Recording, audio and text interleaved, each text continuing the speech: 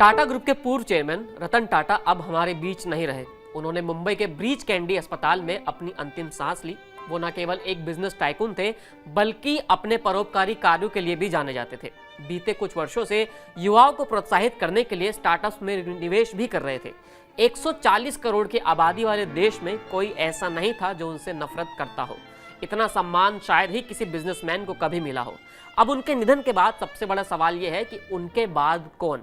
आइए जरा इस गुत्थी को भी समझने की कोशिश करते हैं कि आखिर टाटा का सक्सेशन प्लान क्या है। टाटा ग्रुप में सक्सेशन प्लान को लेकर देश के तमाम लोगों में काफी उत्सुकता बनी हुई है।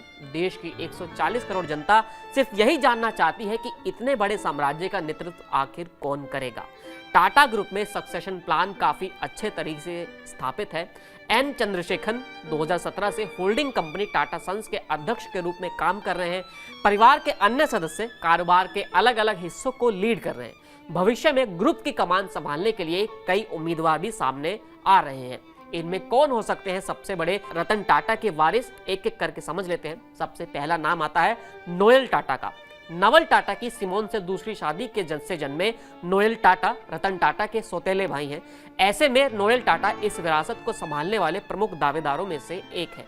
नोएल टाटा के 3 बच्चे हैं, माया, नेविल और लिया टाटा, जो ग्रुप के संभावित उत्तराधिकारी भी हो सकते हैं। इनमें सबसे पहले नाम आता है माया टाटा का। 34 साल की माया टाटा टाटा ग्रुप में लगातार आगे की ओर बढ़ रही हैं। बेयस बिजनेस स्कूल और वॉर्सिक यूनिवर्सिटी से एजुकेशन हासिल करने के बाद उन्होंने टाटा अपॉर्चुनिटीज फंड और टाटा डिजिटल में प्रमुख पदों पर काम किया है। विशेष रूप से उन्होंने अपनी रणनीतिक कौशल और दूरदर्शिता का प्रदर्शन करते हुए टाटा न्यू ऐप लॉन्च करने में महत्वपूर्ण भूमिका निभाई है। दूसरा नाम आता है नेविल टाटा का। 32 साल के नेविल टाटा फैमिली बिजनेस में सक्रिय रूप से लगे हुए हैं। टोयोटा किर्लोस्कर ग्रुप की मानसी किर्लोस्कर से शादी करने वाले नेविल ट्रेंड लिमिटेड के तहत आने वाली कंपनी स्टार बाजार के हेड हैं। इसके बाद नाम आता है लिया टाटा का। 39 साल की लिया टाटा टाटा ग्रुप के हॉस्पिटैलिटी सेक्टर में अपनी छाप छोड़ रही हैं।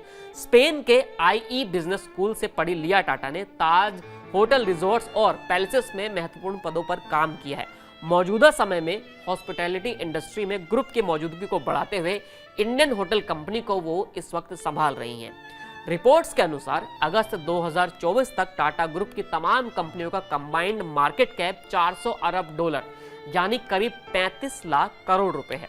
मौजूदा समय में कंपनी की 29 कंपनियां शेयर बाजार में लिस्ट हैं। ग्रुप की सबसे बड़ी कंपनी टाटा कंसल्टेंसी है।